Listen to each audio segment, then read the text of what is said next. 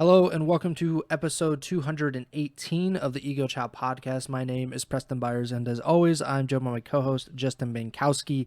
And on today's episode, we have the absolutely biggest news in Ego Chall Podcast history. So much so that I can barely even speak. We also have a roster change in the CDL. We have Activision being weird once again, and we have a few other things to talk about as well as the upcoming week of Call of Duty League matches. But before we get to any of that, how are you doing, Bink? Yep, doing all right. Like you said, I actually, jokes aside, we actually have a decent amount of news to discuss in comparison to some of these other weeks where we're doing our preview show for the weeks ahead. So I'm pretty excited about that and some weird stuff to discuss, but also some uh, eventful news and whatnot. So ready to go for it. This is no joke, though. I don't know what you're talking about with these jokes. The news is that we at the Ego Chow podcast have seen Optics video about the news, and I was overwhelmed by the reaction. So that was my news. I think that accounts for the biggest news in Ego Chow podcast history, does it not? Yeah, so I'm sure everyone saw Optic's whole debacle this week with this first initial tweet of a picture of Shotzi in a suit and in a black and white setting or whatever technical term is for the photography stuff. Um, in hindsight now, after the fact, it makes perfect sense why he was wearing a suit because it turned out that it's a new show they were trying to hype up. Um, in you know I in the moment I definitely thought it was a little strange and wasn't a huge fan of it myself personally just because it wasn't my type of humor. It was basically like kind of making fun of Shotzi just because he's pretty stupid and like I always joke with Tremy about it. Like, if this guy wasn't like phenomenal at Call of Duty and really good at Call of Duty games, like what would you be doing in life? And it's that's kind of the show is like making fun of his like lack of knowledge and certain basic topics and whatnot. So, it is what it is. I think end of the day there were some strange reactions from people who were like expecting Shotzi to retire, which I can get why you might have thought that, but obviously that's what Optic was playing into, and it got them to get their views and whatnot. So, it is what it is at the end of the day. I will be interested to see if this actually is something that like Optic carries out, like and does multiple episodes of or whatnot. Because if it was like a one-time thing and they just did the tweet for the video, that seems really weird to me. But uh, yeah, despite what you know Optics YouTube title for that breaking news would suggest, it wasn't actually the biggest news in Optic history. Yeah, I mean, I don't really understand how people like if it was just Shotzi sitting in his jersey in that picture, then I could kind of understand like something kind of big coming, but him in a suit and him like he just looks so uncomfortable and unnatural. It made me, and I told you this. I think I don't know if we were actually on the air when I said it, but I thought it might have been like Shotzi becoming a minority owner Yeah. of Optic and kind of playing into like now I'm a businessman kind of thing. I thought that was the most realistic possibility. Not that he was announcing his retirement, because if he announces like he's going to retire at the end of the season and he does it and they tease it, I guess, with him wearing a suit, somebody needs to get put in like the back of a van and get beat up with a bag of hammers. Like there's just there's no way that you can hype it up as kind of a joke kind of like meme format and then actually drop something serious and say, yeah, like after the season shots he's gonna retire and he's gonna become a just a full-time content creator within Optic. I think that would have been a big mistake. But now Optic have, thinking about this right now for the first time, they have set themselves up.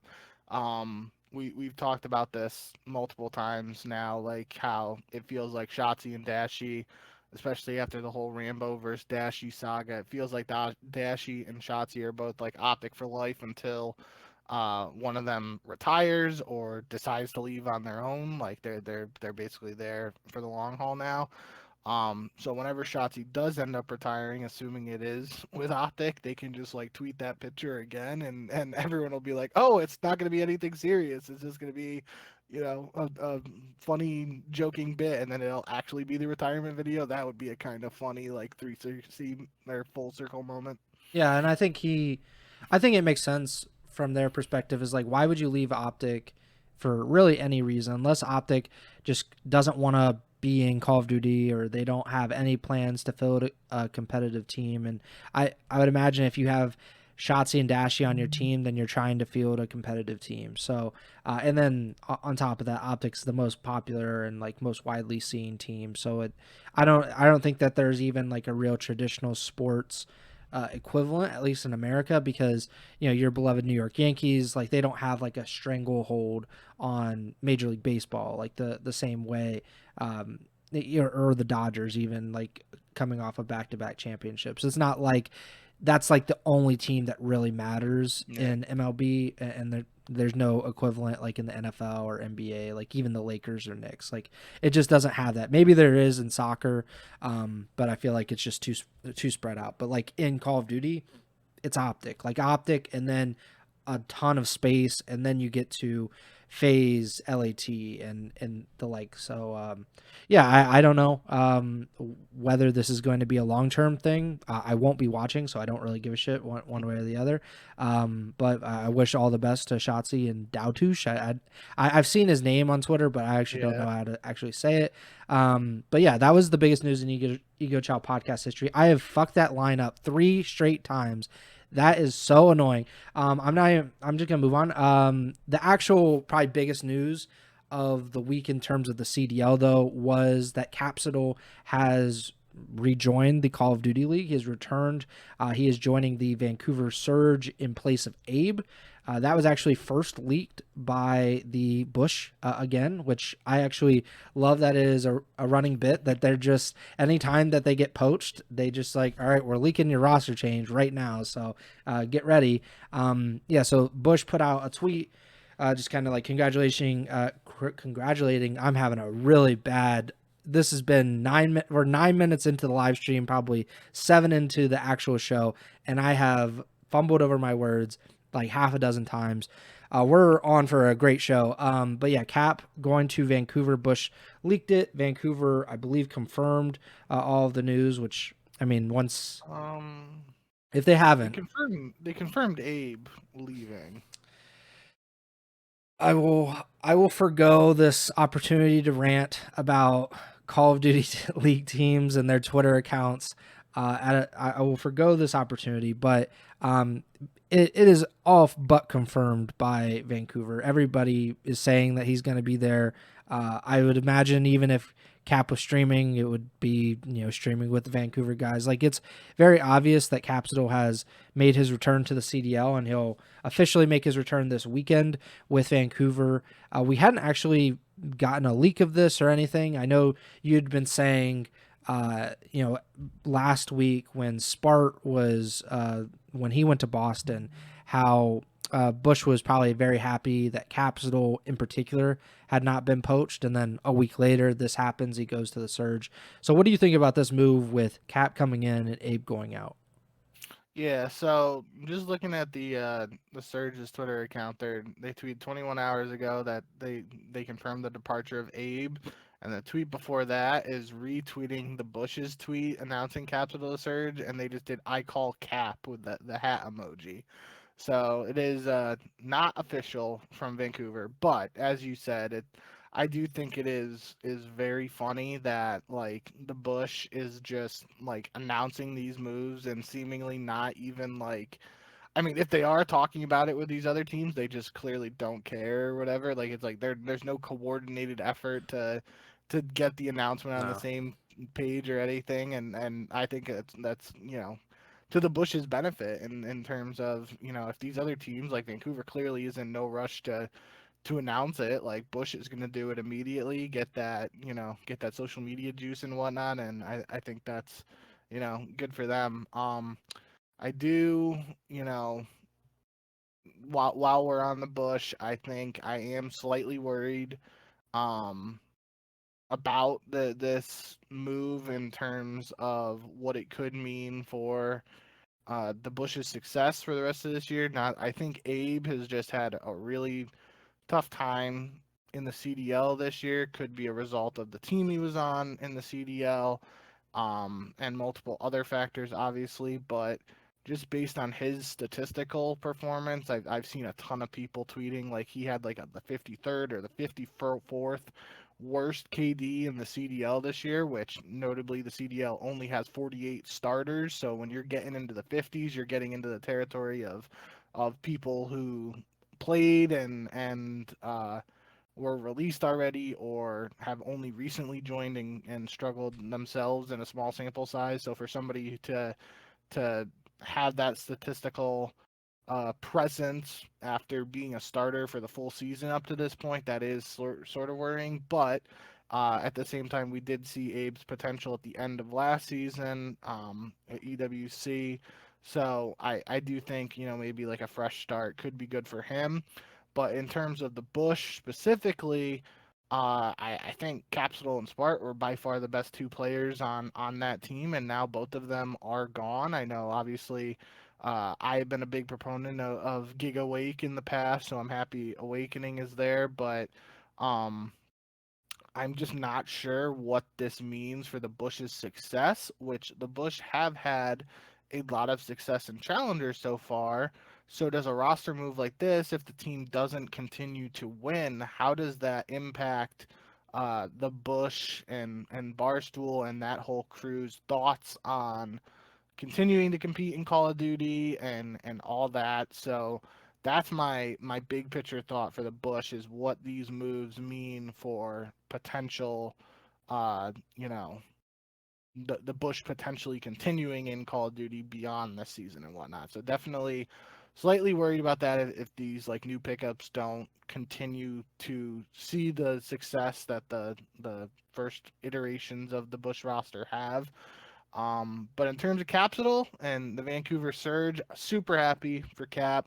Um, like you said, I thought when there was the whole thing last week with the owners meeting video from Bush, I thought if anyone was going to get picked up right away, it was going to be Cap because I felt like he was by far the best player on that team so far this year. Um, Given the circumstances of the teams picking him up and whatnot, like the Spark move to Boston made sense, and we've already seen that pay early dividends. Same sort of thing here. Like it even makes sense further for Vancouver to reunite Capsidal with TJ, who were a part of Bush early this season before TJ went to Vancouver. So they have a sub duo who have had early success working together in this game in challengers. And then you pair that AR duo with Lunars and Gwen, who we talked about last week. It looked like last week was the first time in a bit that Gwen started to pick things up a little bit, even if it came at the expense of Lunars not having his greatest statistical performances in recent weeks. So we'll be interested to see how this team functions. I'm just end of the day, happy Cap's back in the CDL. Hope he makes the most of this opportunity, and we'll see how it goes. I do think, I'm not gonna shit on Capsidal, and obviously, like when you perform as well as he has in challengers this season, then that typically will necessitate you coming back up to the CDL at some point. I will say though that it further proves how flawed Vancouver's strategy was to begin this season. That they came into the year with two rookies in the CDL in Abe and Legend. And then Gwen has been in the CDL for 3 years, I think, before this. And Lunars had been in 1 year, not a full year because he came in after the beginning of the season. And now we're about the halfway point of the Major 2 qualifiers, and they've already dropped both Legend and Abe. And not saying that their play was good enough to keep around necessarily, but we talked about it and we ranted about it that the reason that you sign Legend and Abe and Lunars even, Gwen, I think was very understandable. Any team, I think, would be pretty happy with signing him, even though he hasn't had a very good season either. But those three players who had a combined less than 1 year of experience in the CDL we expected them to get a lot of time in this season. We expected at least I think I even said until after the major two is when you should really analyze this roster and kind of make your decision about who should stay and who should go, because this wasn't a championship level team in any respect, and but they because they needed all of the time, they need all the matches that they could get and all of the scrims, I'm sure, to get better and improve and work together and improve their chemistry. And now we're again nearing the halfway point of the major two qualifiers, and both rookies have been dropped. I don't think Lunars is really in that much danger because he's been Vancouver's best player this year. So I don't know if Vancouver will make any further roster changes this season. It feels like you said, them bringing TJ and Cap back together. It feels like they're kind of set with this team, unless things just continue to fall out and they go winless. They've been like as good as you might expect a team that we both said was probably the one of the worst, if not the single worst team in the CDL to begin the year. But I think it is pretty damning that we're not even at the halfway point in the actual season, and they're already done with the two rookies. I should say though that you mentioned Abe was 54th in KD, and I looked on Breaking Point. There are 57 qualifying players. So I think 57 total players have played in the CDL this season. And 54th, of course, is Abe. He has a .84 KD overall. 55th is Slasher, who notably retired in True series. yeah.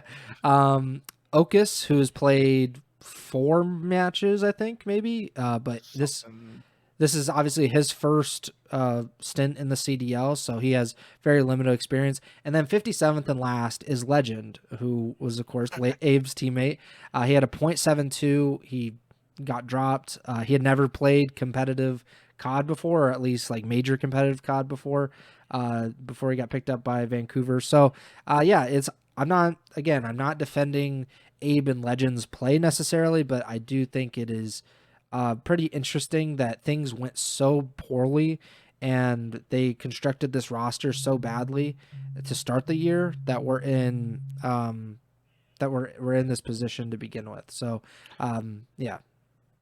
I think, just looking at it objectively, there have been a lot of rookie players picked up over the years in the CDL, and obviously some have flourished into the stars we know today, while others have floundered and just completely flopped out of the CDL, and some have gotten second chances or third chances. Others have still waited for that next opportunity to showcase what they can do in the CDL.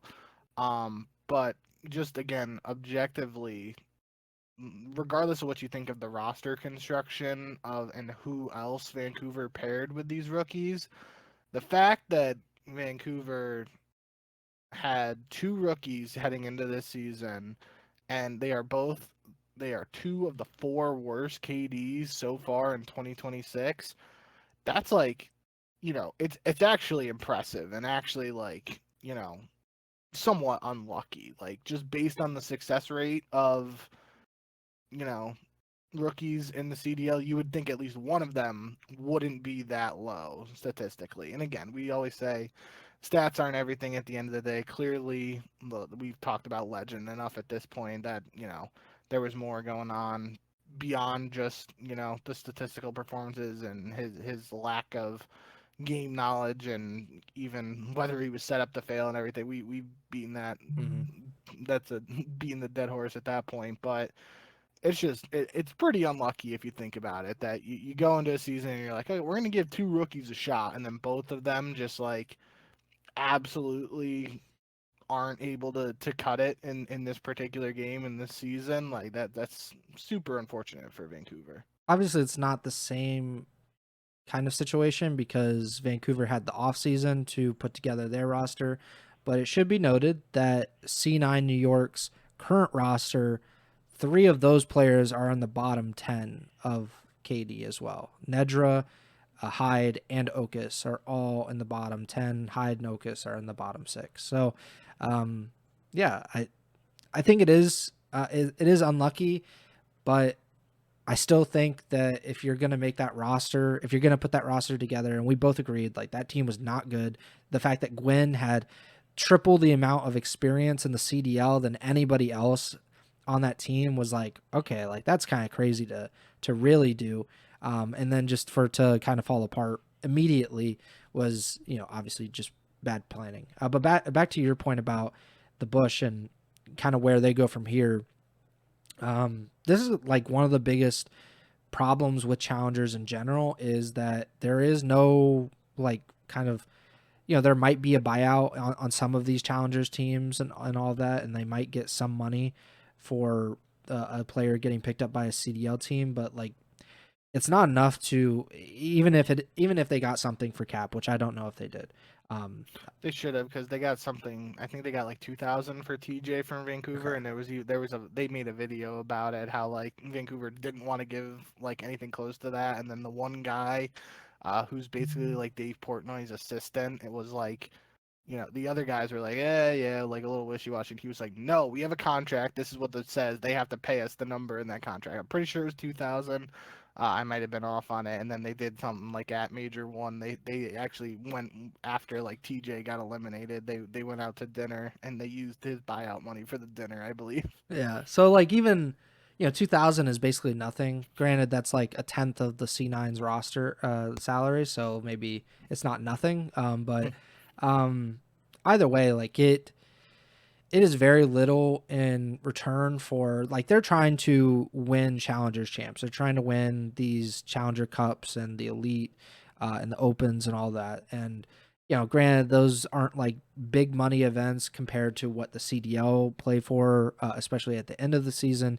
But those are like it's just really not very much considering Capsidal and Spart have been two of the better challengers players just in total that they play on the same team, and now like within a week and a half of their team is gone for the Bush. So and they have to kind of start over in that respect. Granted, this is not the first time, and I don't want to say that like poor Bush and they're the first. This is the first time this has ever happened in challengers. No, it happens literally Yeah, every year, multiple yeah, times a year. Stallions and probably the most famous example was FC Black when like every single week one of their players would get poached by a CDL team until yeah. it just stopped happening and that team just didn't exist anymore. But it does suck, and it does make you want a better system set up. So the challengers teams expect something in return, that they do get something in return, and it's substantial enough that it kind of offsets the competitive downturn that they might have afterward, because they don't have two really talented players with CDL experience leading their roster. And so like it is what it is, I guess. And we we don't really have like a great system set up, but it does feel like something could be done to better the system.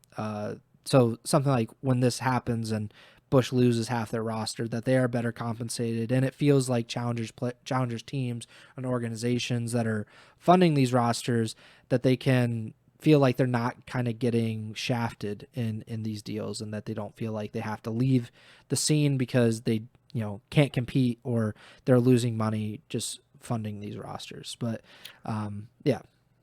But that's my bigger overall concern with this, is that this wasn't a case, because this is Bush's very first year in competitive Call of Duty in any form, and it's obviously been a meteoric rise for them since the start of this year. But if you remember, like they were literally calling Daniel Ty like Daniel to say at the start of the year, and we were joking about that, which we were calling him Daniel Say, and that was apparently wrong, so it's not much different.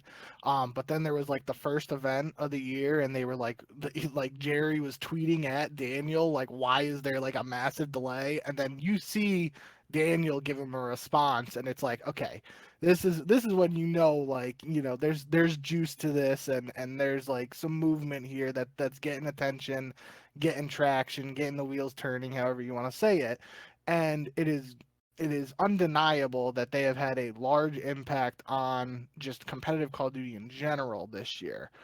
you could argue whether that would be the case if they had a team at the start of this year that wasn't winning any of these cups and whatnot.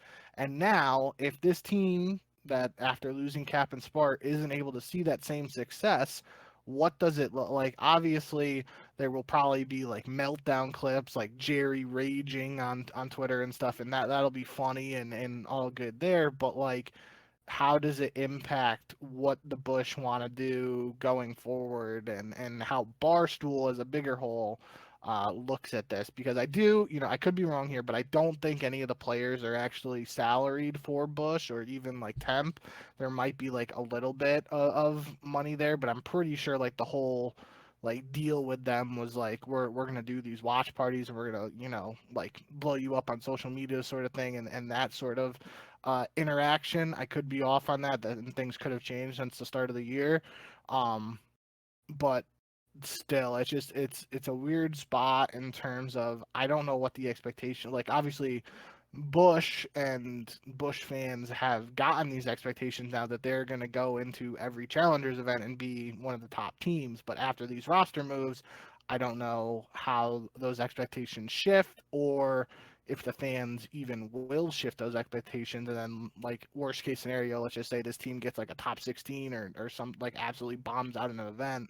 Like, what does that mean? Like, we have less hours of the watch party. We got fans being like, what the hell is going on? And it's a you know, whole big domino effect from just like Capsidal going to Vancouver. So I definitely, I am slightly worried, but I do think in the long run, uh, Bush will be able to make it work in some capacity. I just don't know if this roster sees the same amount of success. Yeah, but like you kind of mentioned, if Bush suck or have like these issues, then that could be better content in the end for Barstool just in general, is because you got Jersey Jerry losing his mind and trash talking their own players rather than being good and not having much to talk bad about. But Jay Hearn in the YouTube chat said I feel like they should have dropped 2 and go from there, talking about Vancouver. And he said personally Gwen, I said it's the friendship league. If these guys want to be more competitive, they have to make those uncomfortable moves. I agree. Like obviously this is a friendship league, and the CDL is like pre CDL and all the way back to probably the beginning of COD. Guys play with who they want to play with, not necessarily who they should all the time. I will say in this specific case, Gwen has proven before the season that he is a very good player, probably the best. Well, obviously, he was the most proven player for Vancouver before the year. They put a pretty horrendous and inexperienced team around him, and it, obviously he's performed even below those expectations. But I would just personally give him the benefit of the doubt because he has that experience and because you've seen him at his best.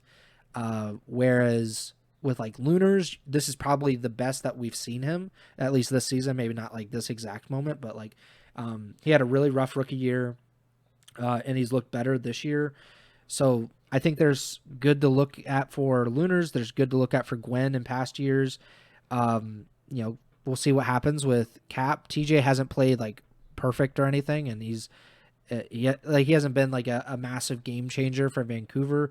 But again, like we just talked about it, Abe was performing under par as well. So I think there are a lot of factors with this team, and that goes back to the idea of like this roster was just really poorly constructed, and it just seems like now that we get to look back on it, they did think that they were going to be more competitive with that team, and I'm not sure what gave them that indication, because everything else kind of was screaming like there's no chance that this team is going to be able to win very many matches in the CDL. So I would let Gwen go, or not let him go, but let him continue on with this roster. Same with Lunars. See what happens with this Cap and TJ iteration and then back together. But like if this doesn't work out, like you really don't have many options, and I don't know where you go from there. Like is it maybe then it comes to Gwen or Lunars getting dropped, but I would drop TJ before I would drop either of those players, to be quite honest. So I guess we'll see as we move forward into the CDL season. Next up in the CDL, at least, was the Gentlemates being officially blacklisted by the rest of the CDL. They have been blacklisted for 1 week from scrims. And this was confirmed by multiple, even I saw VOs confirm it as well. This was for snaking, and so they snaked in a scrim. I think VO said that it didn't really play any factor in the actual result of the scrim or have a major impact in general. But because they did it, the CDL teams decided, okay, like somebody's got to get punished here. And now Gentlemates have been out of the CDL scrims for the next week. JB Krez in the Twitch chat, he said mates were blacklisted in Toronto playing AMs because odd number of teams. So it is interesting. I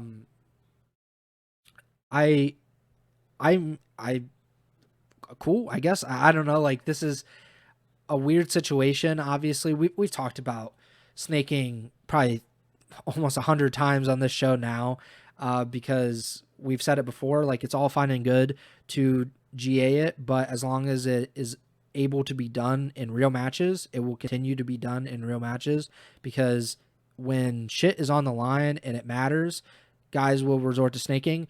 Look at Celium's literal entire career. Like, he is one of the greatest Call of Duty players, and yet he's done it more times than probably any other CDL player in official matches. And it's because that, when he kind of needs like an out, if he needs something to do to get out of a situation, he's going to snake, and that happens. And I'm glad that it's being punished in scrims. I don't know actually how much of an impact it will have on the actual matches, but what do you think about this? Yeah, so I do think in the clip, at least the clip that was I put in the notes here that JP was allegedly responding to was Scrap watching the Gentlemates versus Cloud9 match where it happens, and Sib is snaking. It first off isn't the most egregious snaking I've ever seen. There's definitely been worse, but most noteworthy is it's happening on like a head glitch where there's nobody. Like, he didn't even shoot his gun. There was nobody challenging him or anything like that.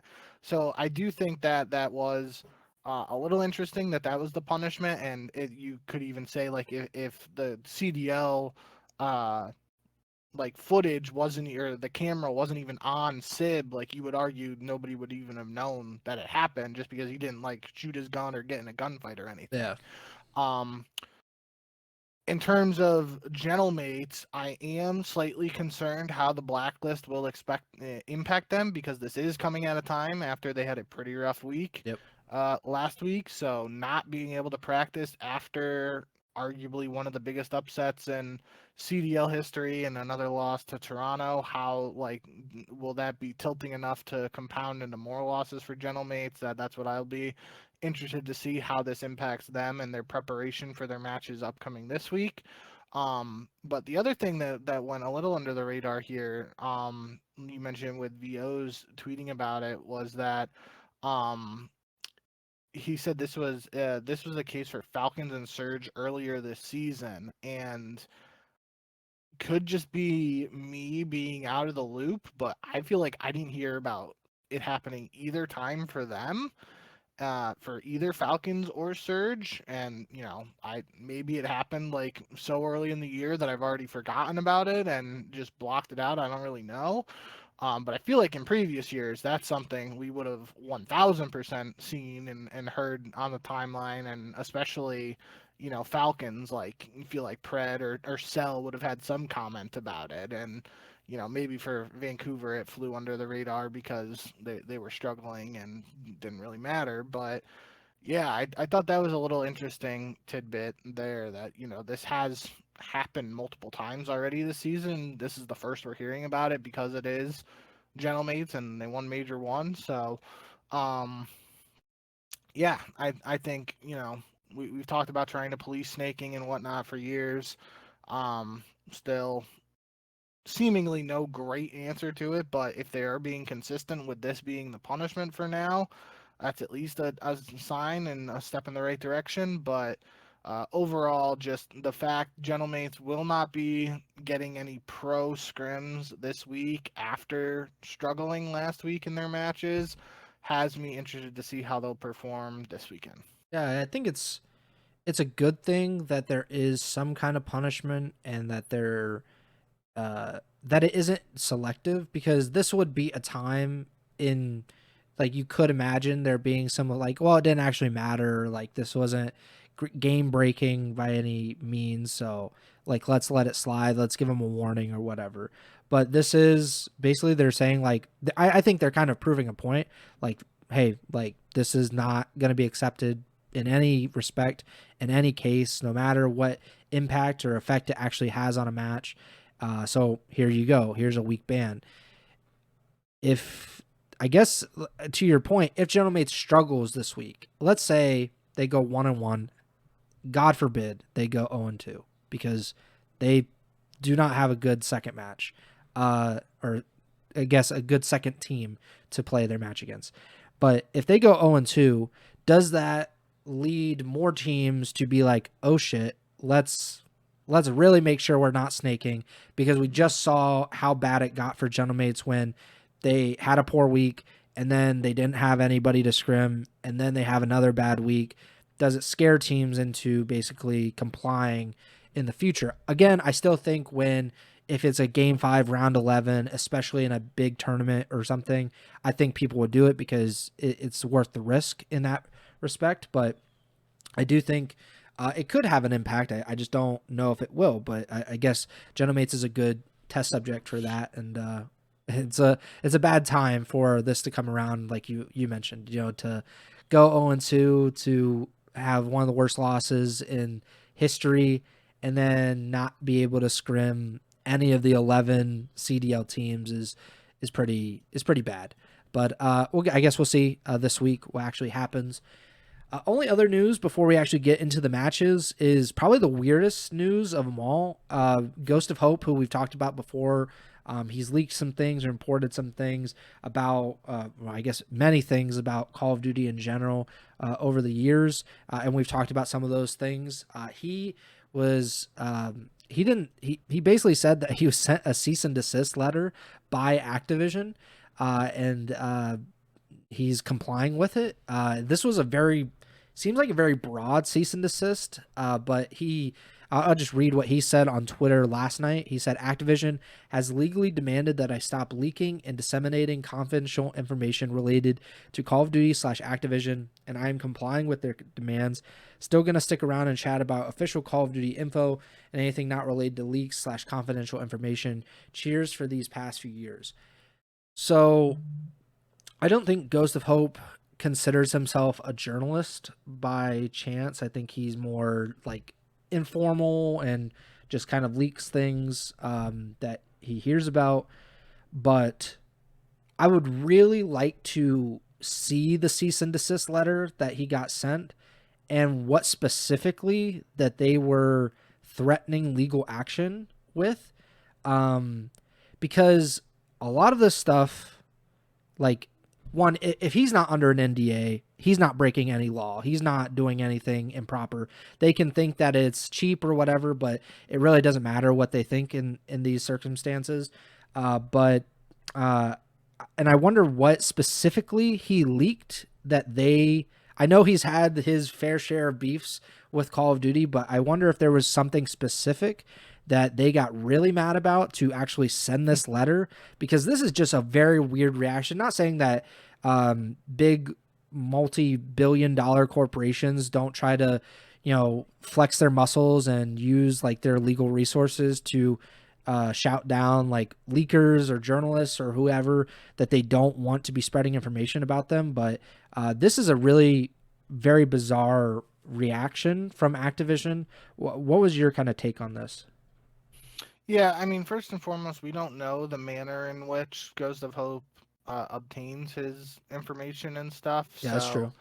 Um, that there could be some like, I mean, I don't know anything about that data mining or how you even go about that, but obviously, if there's any like trying to hack files involved or anything like that, I'm not accusing Ghost of Hope of doing that, but I'm just throwing it out there because, like I said, I have no idea how he gets his stuff. And obviously, if it's just from like talking to people at Activision, then that's like an entirely different thing. But just important to point that out. That I feels like there could be some stuff that you know the way in which he obtains his information could be an issue for Activision, but that's pure speculation.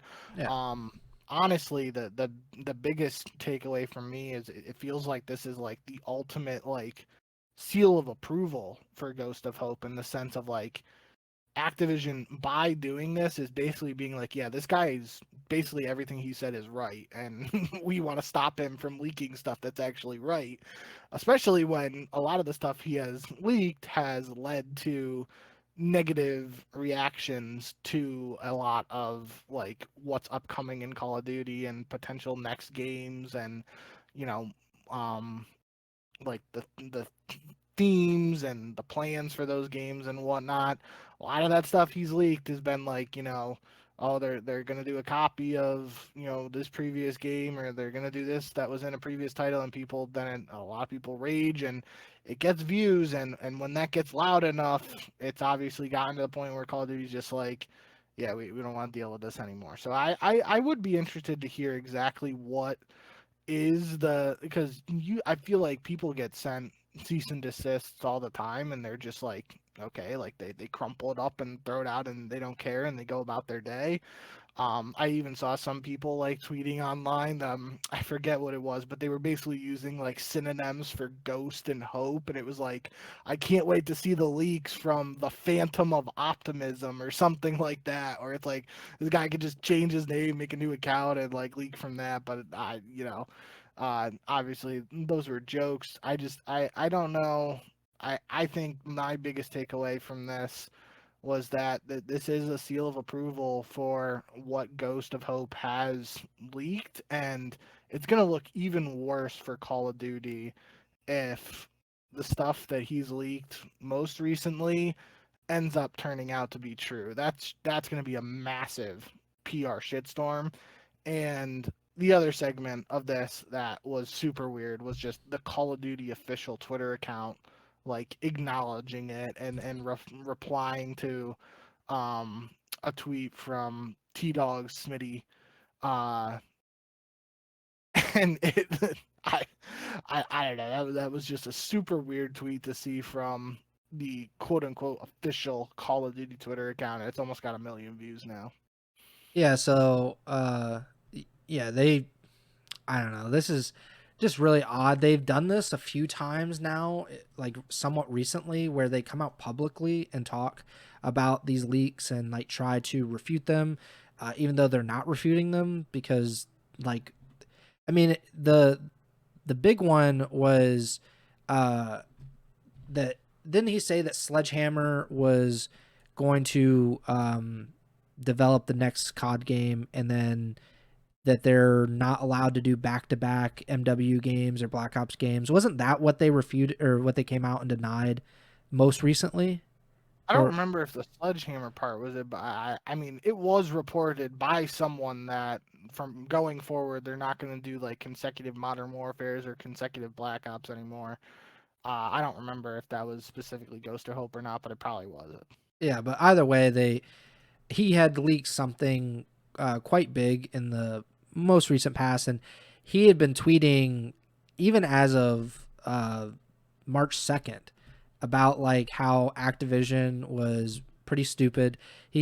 So I'll just read some recent tweets. These are all from March 2nd, the day before he got his his cease and desist letter. He said the idea of $1 billion studio changing their entire design philosophy for their next game because a leaker leaked their game would be dog shit. And it got 5K likes and millions of views on twitter.com. 2 tweets later, he said, so sad that this $1 billion company is always on the defensive after Black Ops 7 and are trying to shut down any shit that goes viral that doesn't help their agenda because they're scared. The very next tweet was him talking about how he got his cease and desist letter. This is just absolutely insane to actually think about.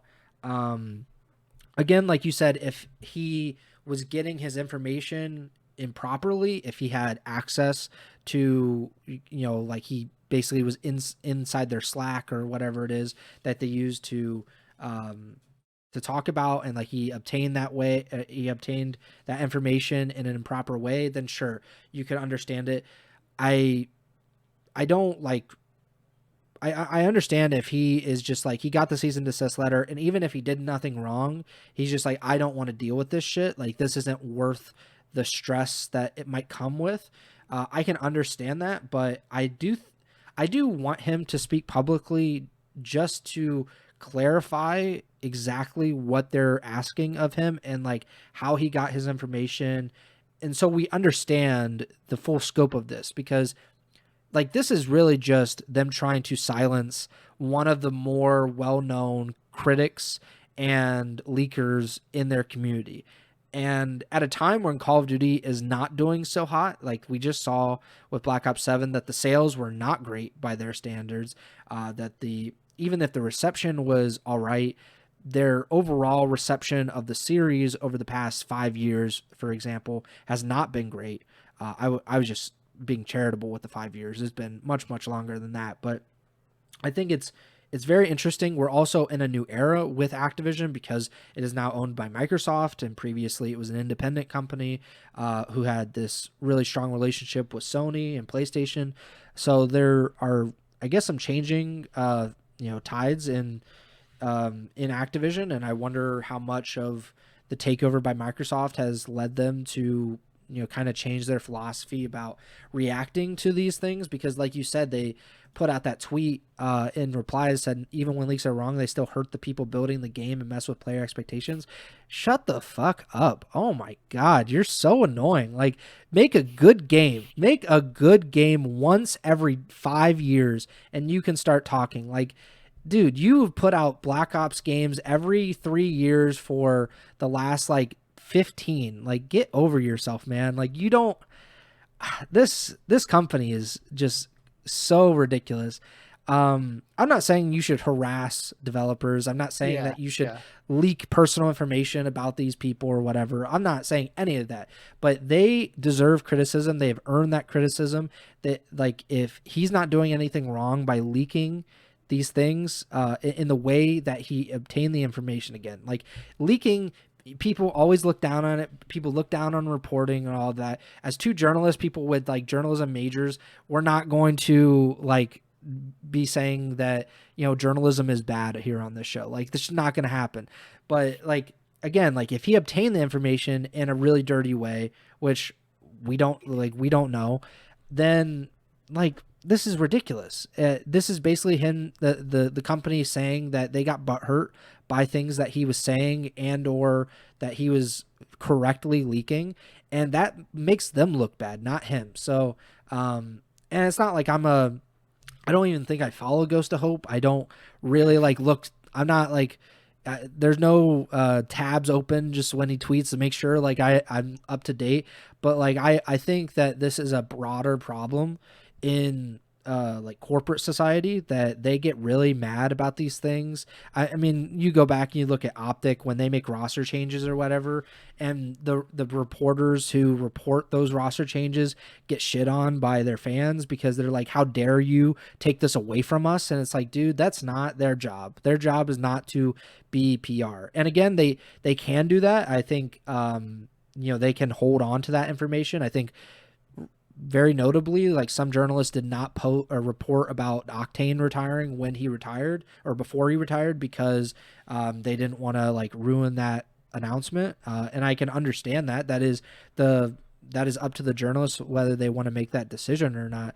But this is just a completely different situation, and this is really a really bad look for Activision when they tend to always do these things. They always make themselves look bad one way or the other. So. Anything else before we get into the matches? Good rant, and good capital J journalism rant on today's Ego Chall podcast. Let's get into the matches. We're on week 4 of the Major 2 qualifiers. We're we're about to enter just over halfway period in these Major 2 qualifiers, which are the longest, of course, 11 matches for each of these 12 CDL teams. And we're starting on Friday, March 6th, starting with the absolute banger of all bangers, the Vancouver Surge, the new look Vancouver Surge versus C9 New York. C9 coming off of first a massive upset win over the Paris Genomates to start last week, and then got their doors blown off by G2, no, by Miami, if I'm not mistaken. And then Vancouver is they still have to lose one more match before they're legally required to win their match. So I will go with C9 here. Wow. All right.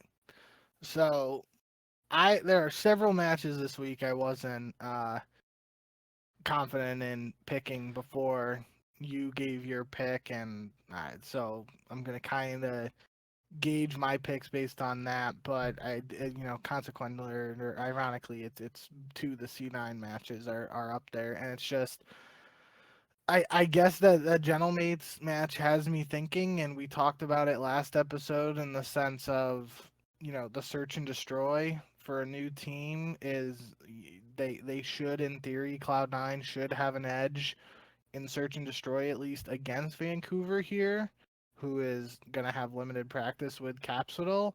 The only reason I'm sort of doubting that though is because of the previous experience with TJ and Capsidal playing together, and obviously TJ and Gwyn had previous experience together on Carolina, and that seemingly didn't make much of a difference. But Capsidal is a pretty good S&D player. God, this is tough, dude. I can't believe. I mean, in all seriousness, this match could make or break which of these teams doesn't make Major 2, right? Yeah, So they might this both isn't. make miss it, but yeah. Yeah. So I'm gonna go with Vancouver. I think Cloud9 has an edge in the search and destroy, but I do think because of Capsidal being the player in particular who's coming in and his search and destroy background, that might cancel it out a little bit. But I guess we'll see what happens. I actually think Vancouver is the better team, but I'm just kind of memeing because they have to lose 3 matches. So, and I, I mean, if I was just picking with my brain, I would say Vancouver, but I don't think that you can look at either of these teams and feel like incredibly confident. I just would feel Yeah. a little more confident with the Surge because we've seen them beat Boston twice, for example, and like C9. Like I really don't know if that Gentlemates win was some kind of indication of what we should expect from them. Like not obviously beating top teams necessarily, but just beating any team.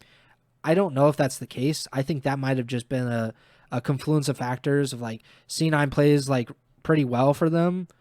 Paris plays awful, and like, you know, shit happens in Call of Duty. I think that's kind of what happened, but this will be a good test for that. I really don't know. But yeah, I'll go with C9. You're going to go with Vancouver. Next up, we actually have a good match, a very interesting one. LAT versus FaZe.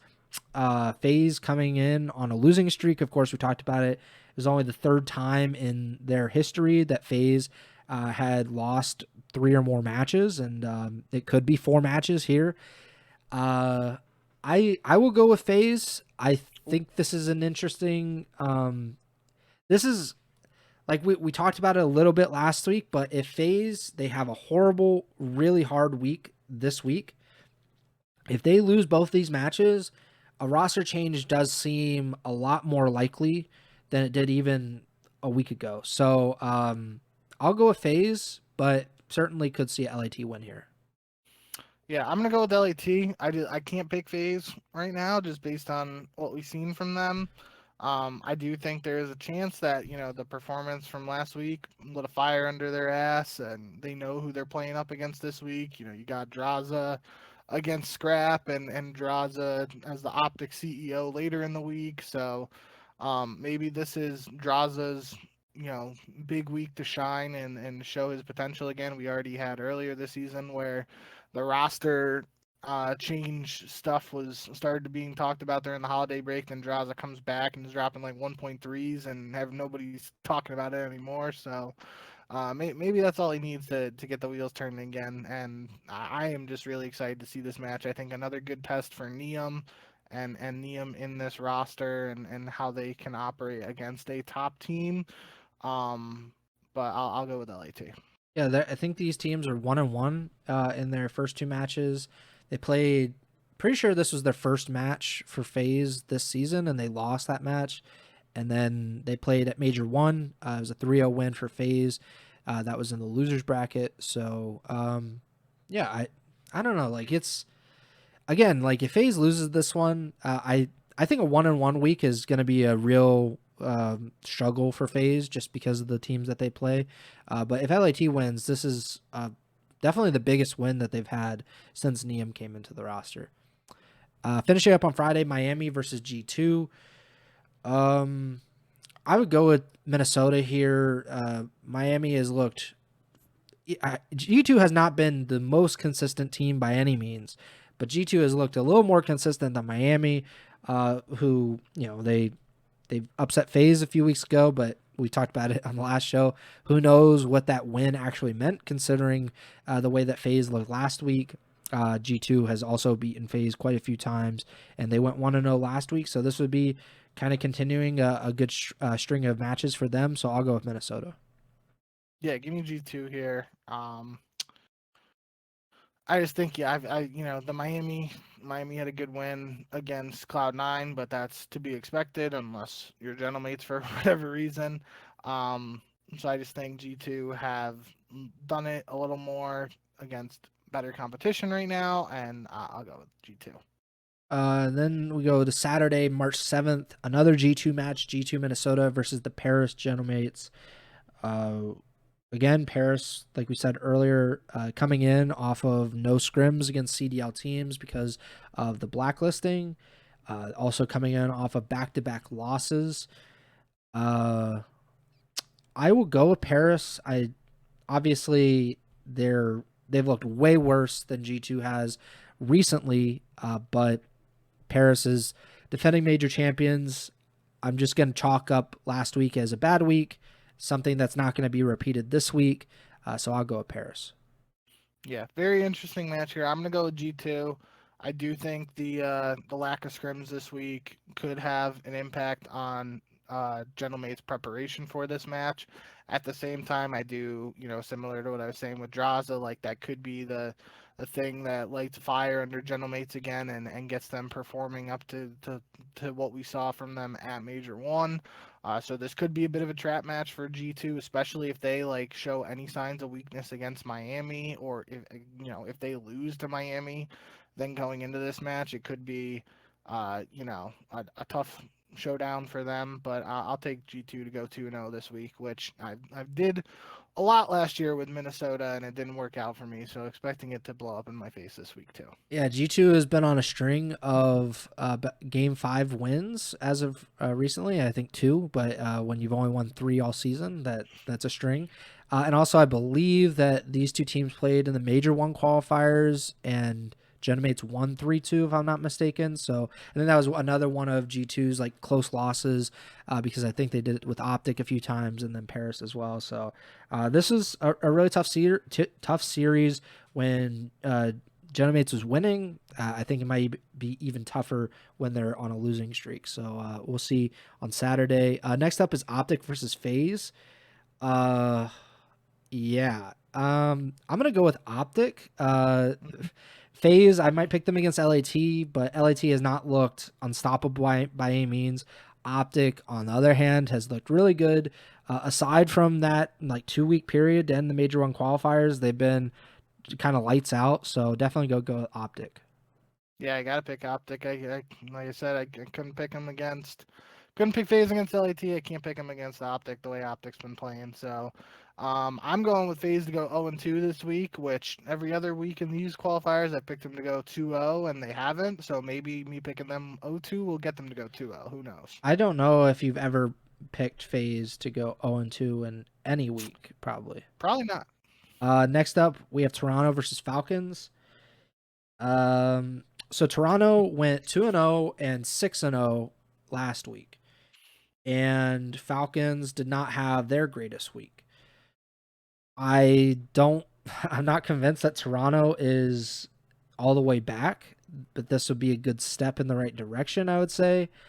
But I still don't feel very confident in them, so I'll go with the Falcons.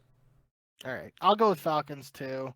I definitely this was one of the other matches I wasn't super confident in, and we talked about it last episode. The whole Den situation, like seemingly being what we've seen the most since Kip's joined this roster. I feel like with this specific match, Clay is the type of guy to like notice that and not let it slip through the cracks. So I'm fully expecting, unless without looking at Falcons numbers, like maybe they ego chow him on one den in the series, but I wouldn't be surprised if Falcons just like try to veto out Den and play Toronto on some of these other maps, and I think that might give Falcons an edge here. So I'll go with Falcons, but definitely interested to see how this one plays out. Yeah, I think Toronto has a 9 map winning streak because they have 3-0'd Yeah. 3 consecutive teams, and then they lost to LAT in their first match with Kips. So, And 7 of those 9 wins were on Den. yeah. So this is going to be a pretty interesting one. A lot of interesting match actually this week. And then the last one on Saturday is C9 versus Boston. So Boston has lost to Vancouver twice, but then also beat teams like who they beat FaZe most recently. Yeah. I'll go with Boston, I guess. I mean, I don't really have a good reason for that necessarily because I picked C9 against Vancouver, and Vancouver again has beaten Boston. But yeah, I mean, you don't really have to use logic when you pick Boston Breach matches anyway. Yeah, I was going back and forth on this one, but Boston just has a more talented roster, regardless of what I think about Boston as a team. Mm-hmm. They should win this match, and I'll pick Boston. Sunday, March 8th, starting off of Miami versus LAT. Definitely going to go with the Thieves. Yeah, LAT here for sure. Interesting. Yeah, this might be. Well, no. What was it? Major 3 when there was the drama with Super and Scrap. Yeah, I think so.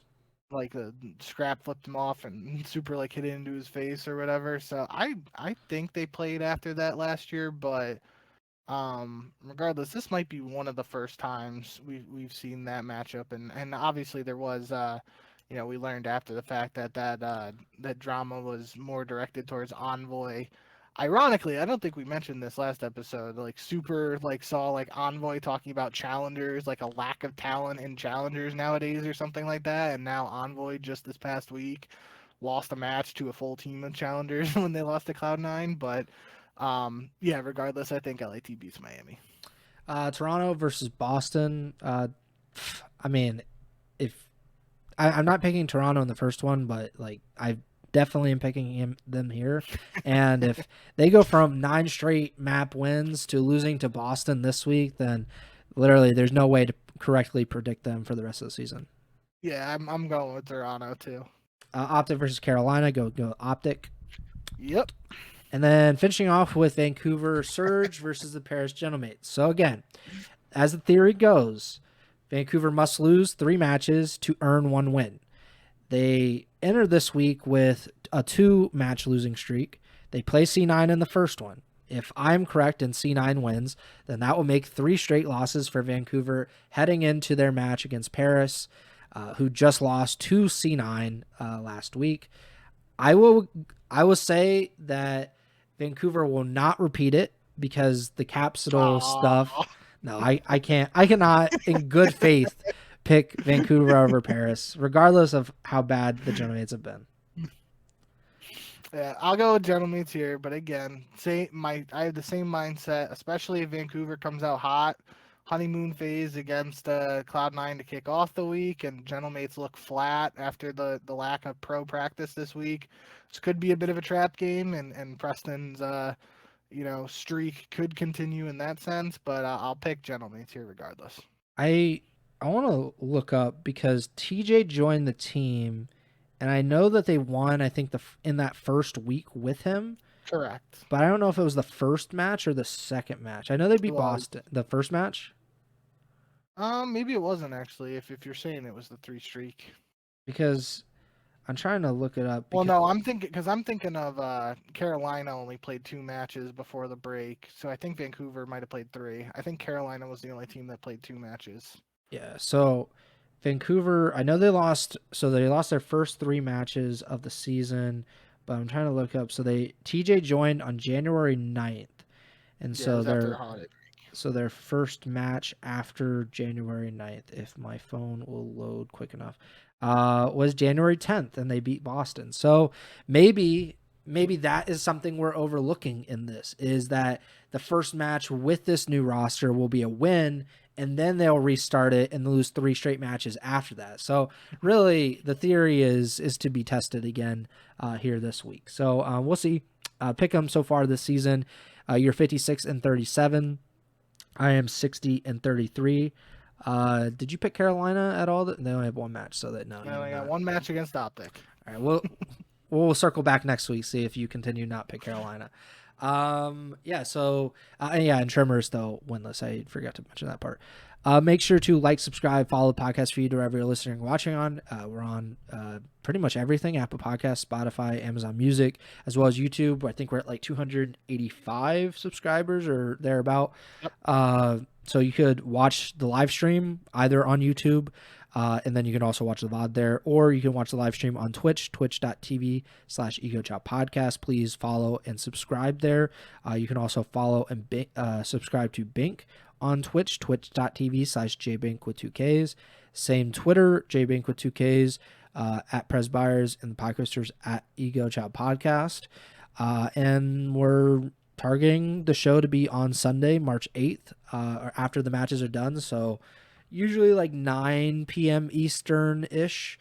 Depends on when the matches are done. It really depends. Maybe a little bit earlier, a little bit later, but either way, Sunday evening is what we're targeting to talk about all of these matches for the upcoming week of CDL action. And then, if there's any news, like Vancouver officially announcing Capsidal on their roster, so maybe we'll talk about it then. But I think that does it for me. Bink, take it away. Yep. Thank you guys, as always, for all the support. Shout out Jay Hearn for stopping by in the YouTube chat earlier today. He's been a regular in the chat. I recognize his name, so appreciate the support.